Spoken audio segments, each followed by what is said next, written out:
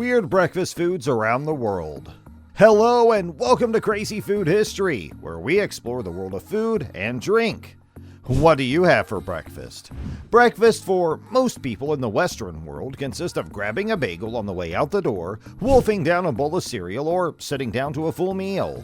Many of you are probably just night owls, so if you can't wait till the morning, good luck with that. However, after you begin your travels, you may find yourself in a hotel with an unexpected breakfast spread.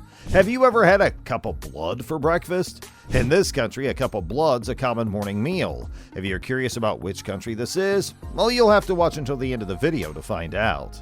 Black pudding is a staple in Irish and British cuisine. If you're in Ireland or the United Kingdom and you order breakfast, you'll probably get something that resembles a hybrid of an American meal and dinner. There are the usual suspects like eggs and toast, but there's also baked beans and some rather dubious-looking black pudding. Try it out, and you might think it tastes like an old penny. It's basically blood, often pig blood, combined with some oatmeal and fat. It's stuffed inside a sausage casing and rolled out onto a breakfast plate after being boiled, grilled, or fried. The lighter white pudding may also be available. You get the same effect minus the blood. It may sound strange, but the concept has been around for a long time. Homer even mentions it in the Odyssey. The earliest known recipes are from Roman cookbooks from the 4th century. Historically poor communities often made blood sausage so that no part of the animal would be wasted and so that they could provide for their members. This practice is still followed by some communities today. Up next, the Ackee with saltfish, a Jamaican staple. The national dish of Jamaica is actually not that strange. The Ackee tree, which yields the national fruit of Jamaica, was brought to the Caribbean island from East Africa sometime before the middle of the 18th century. While it may seem bizarre to serve fruit and fish for breakfast, it's really one of the country's main exports. The odd element is not the fish at all, but the fruit. Strange as it may look, the Ackee is best avoided until its parts have naturally separated, as has been the subject of periodic press releases. This means it's ready and won't hurt you any longer. At least 35 persons in Jamaica were poisoned in a 6-week period in 2011, according to a notice issued by the Ministry of Health. It also noted that most of the Ackee in question had been cooked at home, rather than being the commercial variety served in restaurants or sold in cans. Intense vomiting, pain, cramps, sweating, and diarrhea can result from eating unripe or badly prepared Ackee, which is full of the toxin hypoglycin. The water used to boil the Ackee also needs to be thrown away because it may contain toxins. Leche de Tigre is a traditional drink in Peru. If you go to a seafood restaurant in Peru, you can be served leche de tigre as an appetizer. The liquid that drains from ceviche is essentially a glassful. A lot of hot pepper, lime juice, onion, salt, and pepper go into its preparation. You may find this dish in restaurants all around the country, and in most cases they'll even include fish. The revitalizing effects that have made it popular first thing in the morning are also said to make it an effective remedy for a hangover. You may ostensibly recover from an evening of heavy drinking in Peru by drinking this fishy fruit juice cocktail first thing in the morning. Calcium and phosphorus in the beverage are supposed to be responsible for its effectiveness, hence the alternative name, Raise the Dead or Levanta Muertos. Colombian Specialties, Changua, Chocolate Santaferrano, and Caldo de Costilla. If you take a trip across Colombia, you'll notice that, much as in other nations, the breakfast options are quite varied. Some of them are pretty odd, but that's true of a lot of countries. Caldo de Costilla, a traditional Colombian soup, is said to restore your health after a night of heavy drinking. Hot broth cooked with potatoes, onions, cilantro, and beef ribs is a common dish in the country's cooler interior regions. Another item that divides opinion is changua. Milk, water, and scallions are boiled to make a soup base, and then raw eggs are thrown into the pot. How about some chocolate Santaferrano with it, if it sounds delicious to you? This hot beverage is available at any time of the day, however it's most commonly consumed in the morning. Basically, it's hot chocolate with a side of cheese that you're supposed to dissolve in your mug. You guys were in till they brought out the cheese, right? A word for hello in Ghanaian. Wakeye, a typical Ghanaian dish, can be eaten for either lunch or breakfast. Having its roots in the country's northern regions, this dish has become a symbol of national pride in Ghana and a staple diet for people all around the country. It will be slightly different in Benin, Nigeria, and Togo, but you can still obtain it there. Wakie, a popular street food, is a delicious and healthy alternative to your typical morning cup of coffee.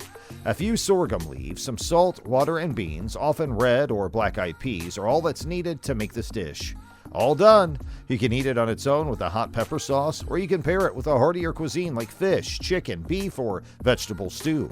It may sound too hefty for breakfast, but it'll keep you going until late in the day. The Vegemite of Australia. The kangaroo, the koala bear, and other animals are all symbols of Australia. Australians love their breakfast spread Vegemite, but the rest of the world's still on the fence about trying it. It was first created as a replacement for the wildly popular Marmite when shipments from Europe to Australia were disrupted by World War I. After learning that Marmite was created from spent yeast in the brewing process, scientists in Australia developed their own version, which they dubbed Vegemite. It didn't do too well. During World War II, it became a symbol of Australian patriotism and didn't gain popularity until the 1930s when it was marketed as a health food. It has become a standard component of Australian breakfast, whether spread over toast or baked into Vegemite tarts. You can find out what Vegemite tastes like by searching for it online. Google suggests soy sauce, beer, Bovril, and even grief as possible completions for the query, Vegemite tastes like. So, there you go. Chinese and Hong Kong fare, Century Egg Congee. A typical breakfast option, congee is a form of porridge that is quite standard. A century egg is served alongside the rice porridge, which may come as a surprise to Westerners. The origins of the century egg are murky, but don't let the misleading moniker fool you. It may smell and appear ancient, but it was not created a century ago.